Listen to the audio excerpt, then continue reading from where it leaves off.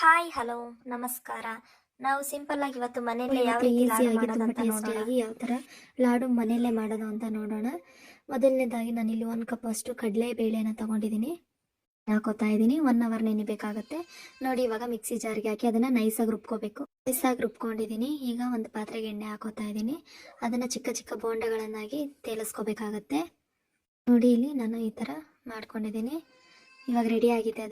ಅದನ್ನು ಸ್ವಲ್ಪ ತಣ್ಣಗೆ ಹಾಕಿ ಬಿಟ್ಬಿಡಬೇಕು. ಈಗ ನೋಡಿ, ಎಲ್ಲ ತಣ್ಣಗಾಗಿದೆ. ಒಂದು ಮಿಕ್ಸಿ ಜಾರ್ ತೊಗೊಂಡಿದ್ದೀನಿ. ಮಿಕ್ಸಿ ಜಾರ್ಗೆ ಹಾಕಿ ಅದನ್ನು ತರಿಯಾಗಿ ರುಬ್ಕೋಬೇಕಾಗತ್ತೆ. ಈ ಥರ ರುಬ್ಕೋಬೇಕಾಗತ್ತೆ.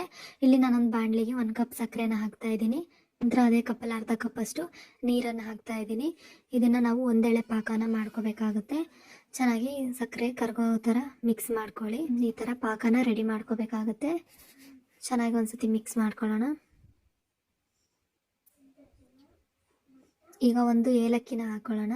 ಸ್ವಲ್ಪ ಸುಮ್ಮನೆ ಘಮಕ್ಕೋಸ್ಕರ ಒಂದು ಏಲಕ್ಕಿನ ಹಾಕ್ತಾ ಇದ್ದೀನಿ ನಾನಿಲ್ಲಿ.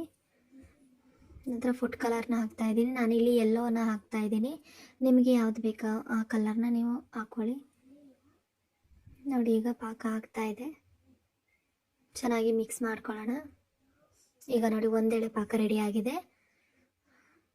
ಇವಾಗ ಅದನ್ನು ನಾವೇನು ರುಬ್ಬಿಟ್ಕೊಂಡಿದ್ವಿ ಅದನ್ನು ಪಾಕಕ್ಕೆ ಹಾಕ್ತಾ ಇದ್ದೀನಿ. ಒಂದ್ಸತಿ ಚೆನ್ನಾಗಿ ಮಿಕ್ಸ್ ಮಾಡ್ಕೊಳ್ಳೋಣ.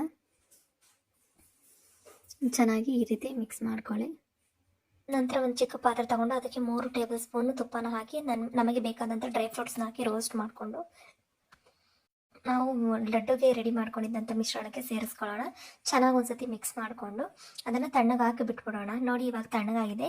ಇವಾಗ ಕೈಗೆ ಸ್ವಲ್ಪ ತುಪ್ಪನ ಸವರ್ಕೊಂಡು ಅದನ್ನು ಉಂಡೆ ಮಾಡ್ತಾ ಇದ್ದೀನಿ. ಲಾಡು ಯಾವ ಸೈಜಲ್ಲಿ ಬೇಕು ನಿಮಗೆ ನೋಡಿಕೊಂಡು ನಾನು ಇಲ್ಲೊಂದು ಮೀಡಿಯಮ್ ಸೈಜಲ್ಲಿ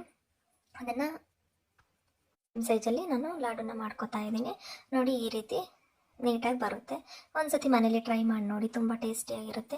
ಹಾಗೆ ನನಗೆ ಲೈಕ್ ಮಾಡಿ ಮತ್ತು ಫಾಲೋ ಮಾಡ್ಕೊಳ್ಳಿ. Thank you for watching.